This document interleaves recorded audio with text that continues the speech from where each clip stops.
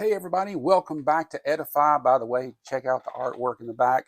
I never lean over so that you can see it, but what do you think about this set? I think it's pretty cool. But thank you for being here.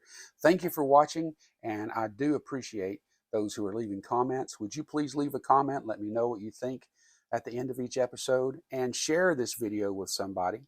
Share the channel with somebody that might need to be encouraged or edified. Speaking of encourage, that's what we're going to talk about today. Encourage or discouraged or courage. And it all comes from the book of Joshua. Now, I have to be careful because being a preacher at heart, I can go long. But I need to be keeping this short because we only want to keep the videos within 5 minutes or so. And there's a lot to cover here that I won't be able to cover. So I need to quit rambling and I need to just get on with it, right? Okay, here we go. In my Bible that I have here, I have it open to the book of Joshua, chapter 1.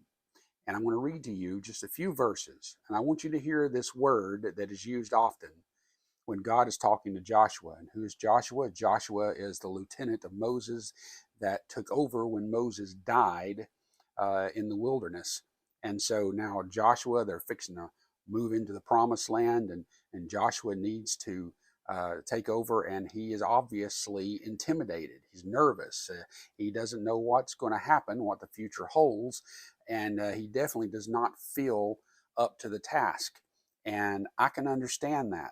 I can understand what it's like to feel discouraged. I know what it's like to feel a lack of self-confidence. I know what it's like to be depressed and not feel like you're capable of even the least of things, much less the things that are really put on top of your shoulders. And maybe you can understand that too. Well, here's what God told Joshua. Let's look at chapter 1 and verse 5 through verse 7 and then verse 9. All right. And if you get confused, don't worry, you can always replay this. All right, so Joshua chapter 1, verse 5 says, "There shall not any man be able to stand before thee all the days of thy life. As I was with Moses, so I will be with thee. I will not fail thee, nor forsake thee." Keep that in mind. Then he says in verse 6, this is God talking to Joshua, "Be strong and of good courage. For unto this people shalt thou divide for an inheritance the land which I swear unto their fathers to give them." Verse 7, "Only be thou strong and very courageous, that thou mayest observe to do according to all the law which Moses my servant commanded thee. Turn not from it to the right hand nor to the left, that thou mayest prosper whithersoever thou goest." And here we're talking about the books of the law, the first 5 books of the Bible. "This book of the law shall not depart out of thy mouth, but thou shalt meditate on it therein day and night, and that thou mayest observe to do according to all that is written therein. For then thou shalt make thy way prosperous, and then thou shalt have good success." But then verse 9, "Have not I commanded thee?" Do I need to remind you, Joshua? Let me tell you one more time, Joshua. "Be strong and of a good courage. Be not afraid, neither be thou dismayed, for the Lord thy God is with thee, whithersoever thou goest." Now, what is the word of edification for you? How can I build you up? How can I lift you up and encourage you? Well, let's think about this. The word courage means to be brave or have strength or steadfastness in the face of fear or the unknown, and having the willingness to move forward despite what may happen. Okay? Now, that is at least a textbook type of definition. But when what we're looking here is in Scripture, what we're seeing here is that God is telling Joshua, I'm wanting you to be courageous. I'm wanting you to be full of courage because, you see, it's one thing to be courageous and do things that are stupid or, things that mean nothing. Like it's courageous, I guess, and maybe stupid to trust a zip line or a bungee cord. the big kind when you jump off a bridge or something. Oh, he's so courageous. He's going to jump off that perfectly good bridge and see if that big rubber band will hold him. Not might just be foolhardy. But in this case, Joshua was nervous. He was intimidated. He was feeling probably um, not courage, but a lack of courage. And God is saying, no, be strong and be very courageous because I am going to be with you just as I was with Moses. Now, what is it that the devil does? What does he try to do to you and to me, as he did just this week several times? And that's why I love coming on these videos, is that I can talk about anything, but especially those things that I know I need to hear. I was discouraged. I was disillusioned. I was depressed. Okay? I was all these things.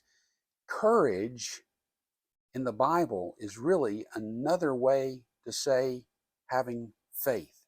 It's a matter of faith to be courageous and trust that God is going to keep his word. And that's exactly what God was telling Joshua.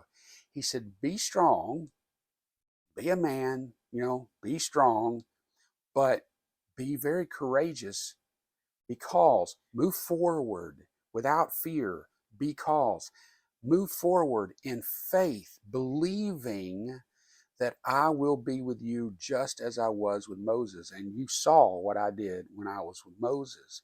I'll be the same with you.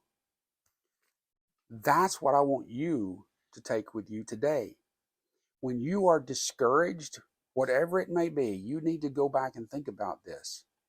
If courage is having faith, if courage is not knowing what the future holds, yet believing in what God says that it's true, then discouragement is when faith is taken away and you begin trusting in the circumstances or yourself, or taking your eyes off Jesus as Peter did and just looking at the waves.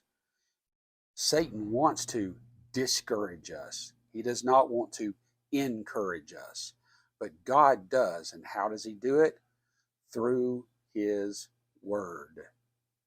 He communicates to us the truth of his word, that he will never leave us nor forsake us, that he will accomplish through us the plans that he has for us, because his reputation's at stake. He will accomplish what he sets out to do, and he will use us to bring glory to him. And if he's going to do that, and he says he's going to do that, and he keeps his word, then we can have courage. We can be encouraged, not discouraged, and be very courageous and see the battles won. What do you think about that? Does that bless your heart? It blesses mine. Now I just need to spend more time in this word, hearing God and reading what he has to say to me, so that my faith and my courage will be strengthened. We went a little long today, but hey, this was a big sermon put into just a few minutes. Hope that you get a chance to come back tomorrow. Please share this video if it's a blessing to you and it might encourage somebody else. Please like the video, and if you would, please subscribe, and you can be notified whenever new videos are posted. God bless you, and you have a wonderful day.